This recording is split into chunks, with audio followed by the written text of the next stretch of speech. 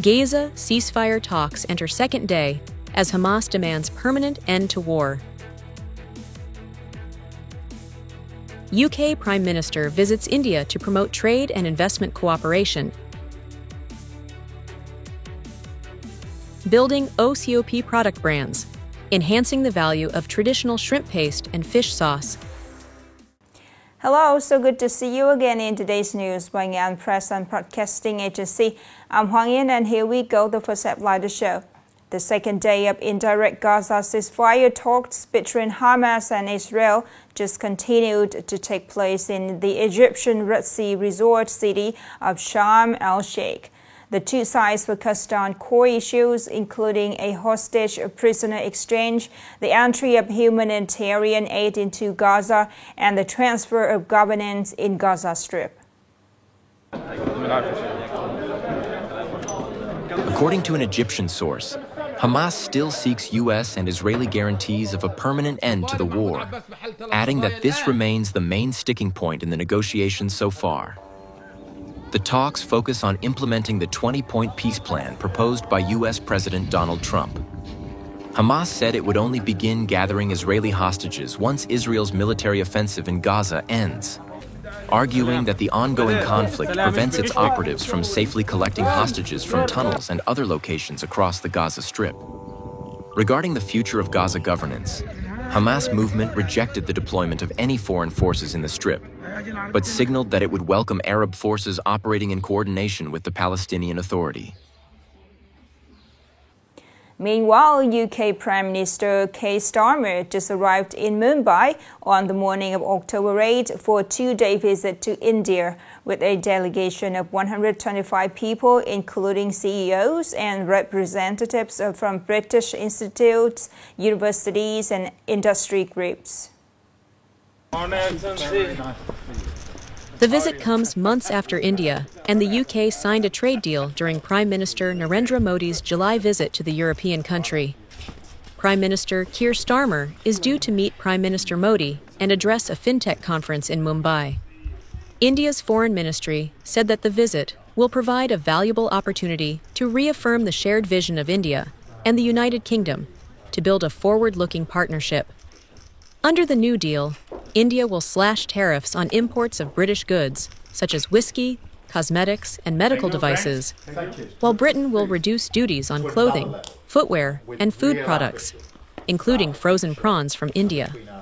However, Prime Minister Starmer ruled out expanding visa access for Indian professionals, despite pressure from industries. The Vietnamese government had just issued a resolution on adjusting national master plan with a series of comprehensive development goals aiming to turn Vietnam into a modern industrialized country with an upper middle income by 2030. In terms of economy, the government aims for an average gross domestic product growth rate of over 8% per year for the period 2021-2030.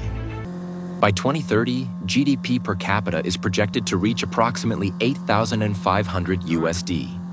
Services sector will account for over 50%, the industry and construction sector over 40%, and the agriculture, forestry, and fishery sector under 10%.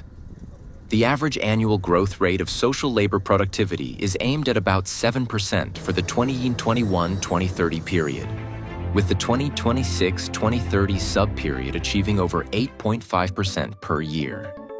The resolution calls for the rapid development of infrastructure to underpin national digital transformation, build a digital government, digital economy, and digital society, with the digital economy expected to account for around 30% of GDP.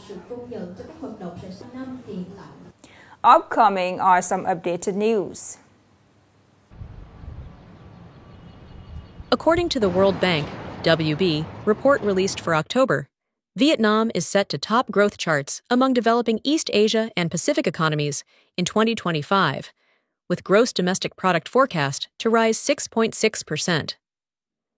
The WB projected the bloc's overall expansion to ease to 4.8% this year from 5% in 2024, then slip further to 4.3% in 2026 as trade barriers, geopolitical uncertainties, Even so, the region endures as a global bright spot. Vietnam's edge stems from a sharp manufacturing rebound and consumer spending surge, backed by effective macroeconomic management, tamed inflation, and post-pandemic aid for companies.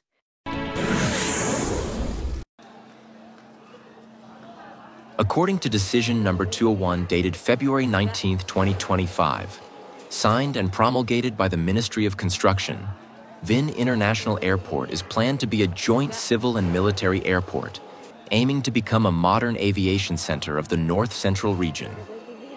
In the 2021-2030 period, Vinh International Airport is designated as a Level 4E airport, according to the standards of the International Civil Aviation Organization, with a capacity of approximately 8 million passengers per year and 25,000 tons of cargo per year. Looking toward the vision for 2050, the airport will maintain its Level 4E status, increasing its capacity to approximately 14 million passengers per year and 35,000 tons of cargo per year, meeting the rising transportation demand in the region.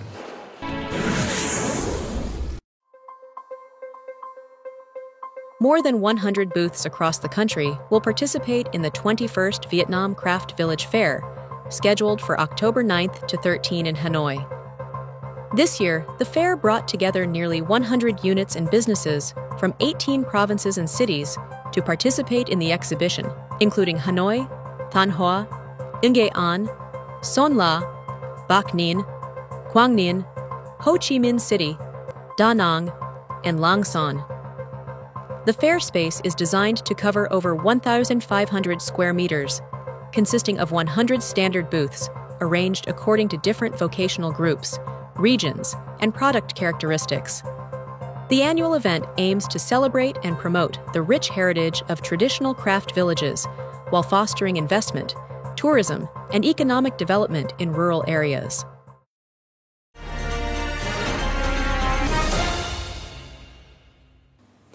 In the context of a consumer market that increasingly prioritizes products with clear origin and high quality, traditional specialties like fermented shrimp paste and fish sauce are gradually asserting to a solid position. However, for these products to expand the market, brand building under the OCOP program is becoming an inevitable direction. More in the story today. Mr. Tran Van Tuan, director of the Quinch D Fish Sauce Cooperative in Pu Loi Tu Block, Tan Mai Ward, has been producing fish sauce for several decades.